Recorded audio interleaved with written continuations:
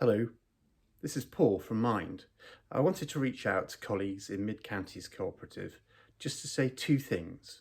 Firstly, how grateful we are for the support of Mid-Counties Co-operative and colleagues and the great work that you're doing as ever to serve our communities. Now, more than probably any other point in my lifetime, have we needed your organisation to pull together, and I think there are many great examples of that happening in recent weeks and months. So thank you. Secondly, I want you to make sure you're looking after your own well-being. And I've put together this small video just to help you check in with yourself and make sure you're okay. Just remember, we can't look after other people unless we ourselves are in a good place. So let's do this together. So first of all, let's have a look at where our mental health is today.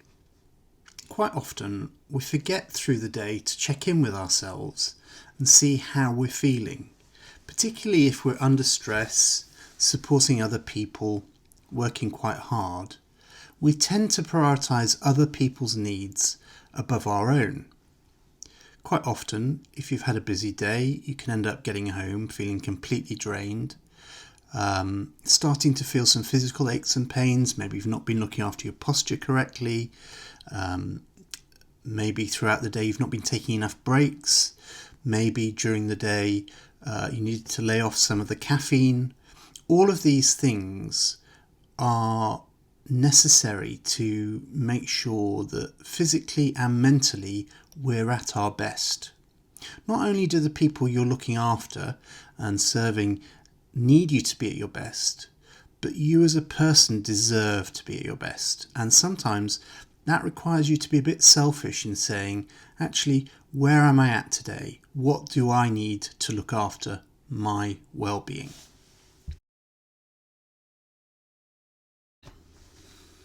So how is your well-being? Quite often when we're really busy, we forget to drink enough fluids.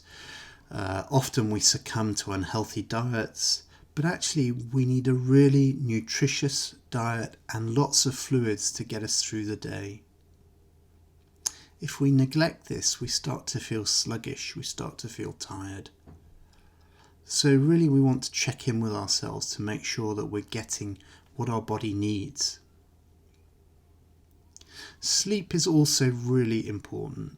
You might have heard me talk about this before, but actually a lot of us aren't getting a good night's sleep.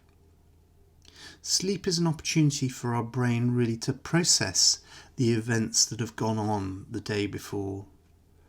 Think about how we got from A to B, and really to get us back to where we need to be with a fresh, clean piece of paper for the following day.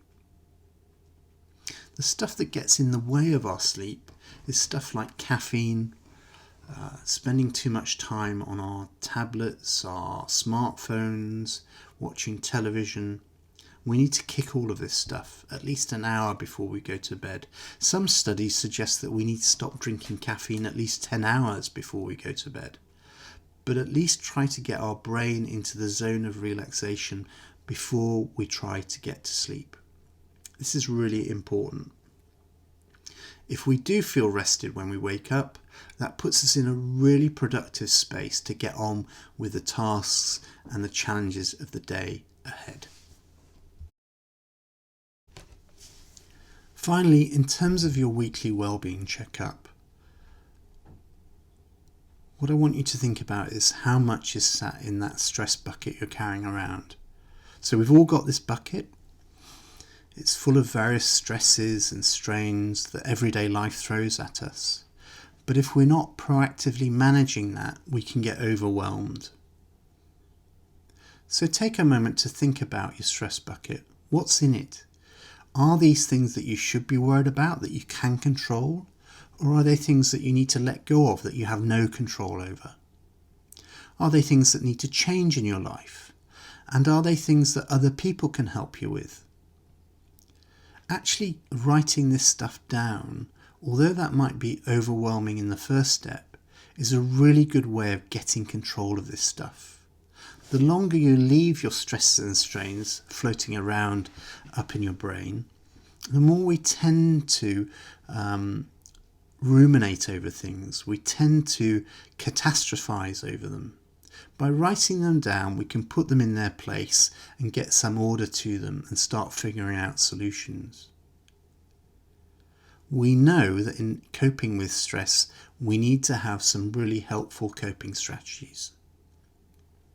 Those coping strategies take the edge off. Exercise, of course, is one really important part of that. Getting some fresh air, getting out amongst nature and doing some exercise really helps us get on top of our stress levels. As does talking to others. Now, I know as a nation we're not very good at that, but opening up to people we trust and saying, this is really what I'm concerned about, this is what I'm stressed about in the current climate, is really helpful. It helps us vent. It helps us take the pressure off, and it helps us put things in a better perspective. Unhelpful coping strategies, such as a bottle of wine perhaps at the end of the week, or overeating, or drugs, whilst in the short term, yes, they make us forget our stresses and strains, in the medium and long term, they are really eroding our mental well-being. So have a look at your stress container, see what's in it, put it in its place, and also think about those coping strategies that you need to develop in order to be able to deal with it.